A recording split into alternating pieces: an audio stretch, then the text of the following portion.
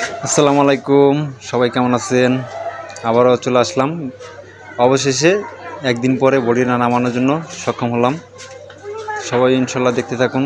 অনেক কষ্টের পরে নামানো হয়েছে বডিটা। লাইন অনেক কিছু ভেঙে গিয়েছে, গাড়িও ভেঙে গিয়েছে, অনেক কিছুই অ্যাক্সিডেন্ট হয়েছে। তার কারণে বডিটা নামাতে পারছি। এর ভিতরে নামানোর পরও অনেক কিছু ক্ষয়ক্ষতি হয়েছে।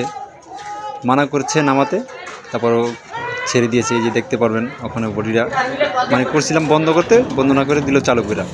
এই বডিটা হাঁটা শুরু করছে। অনেক একটা রিস্কের ব্যাপার। জাহাজে নদী চলে, নদীপথে নৌকা মোকা জাহাজ অ্যাক্সিডেন্ট হতে পারে। নামানোর কথা ছিল না, তাও নামিয়ে ছেড়ে দিয়েছে জাহাজটা। খুবই অ্যাক্সিডেন্ট হওয়ার কথা। যেভাবে বডিটা চলতেছে, নৌকা মোকা পিছিয়ে থাকলে অবশ্যই অ্যাক্সিডেন্ট হবে। আল্লাহর রহমতে সুস্থভাবে নেমে